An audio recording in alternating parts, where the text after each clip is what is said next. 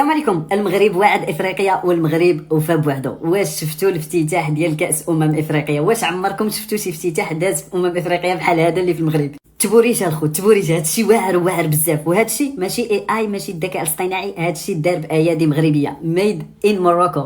وكل شيء هادشي دار باللمسه المغربيه وبالتراث المغربي وبالفولكلور المغربي. الصراحه التبوريش الخوت، وهادشي كامل داز بحضور الامير مولاي الحسن اللي تجاوب مع الاجواء وعجبو هذاكشي بزاف. مرحبا بافريقيا ومرحبا بالعالم في احسن نسخه ديال كاس افريقيا غدوز في التاريخ.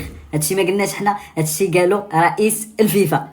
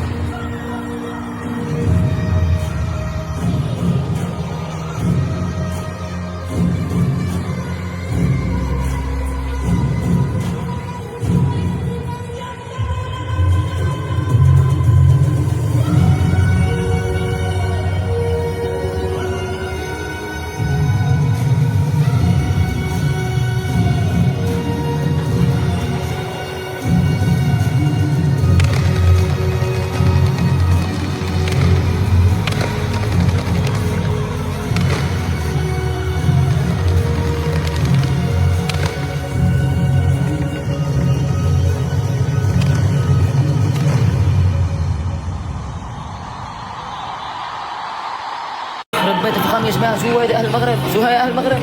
اول مره يمكن بحياتي اشوف تنظيم افتتاح بهالعظمه بافريقيا. يا اخي طول عمرنا نشوف بكوتوفار بكاميرون نيجيريا، لا بس هالمره المغرب. وين افتتاح ملعب الرباط يلي يتسع فيه اكبر ملعب بافريقيا. الله التنظيم، الله العظمه يا اهل المغرب. شو هيدا ورك؟ اخيرا شفنا شيء يونيك بافريقيا، اخيرا يا اخي. الله يرضى عليكم اهل المغرب. هيدي الاشكال بدها تخليني اتنمر على المحفوظه. دخيل الله يا اهل المغرب. احنا بدنا نشوف المغرب، بدنا نشوف مصر، نشوف الجزائر شعبهم، نشوف السودان، نشوف تونس، نشوف يا اخي، نشوف بلاد عربيه. بدنا نشوف يا اخي متعه. بدنا نشوف بطل عربي، اهم شيء بطل عربي. لا تقول لي كوتيفوار ولا نيجيريا ولا كاميرون ولا بطيخ.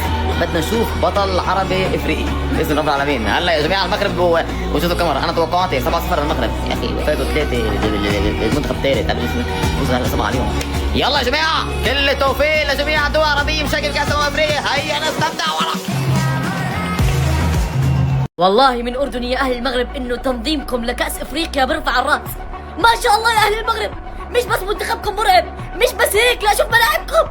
كأس إفريقيا بالمغرب، يعملوا كأس العالم بالمغرب يا أخي. والله على راسي أهل المغرب، والله أقسم بالله فخر. شوف بالله عليكم، عمركم شفتوا كأس إفريقيا منظم من حدا زي هيك؟ أهل المغرب أنتوا فخر، أقسم بالله أنتوا فخر.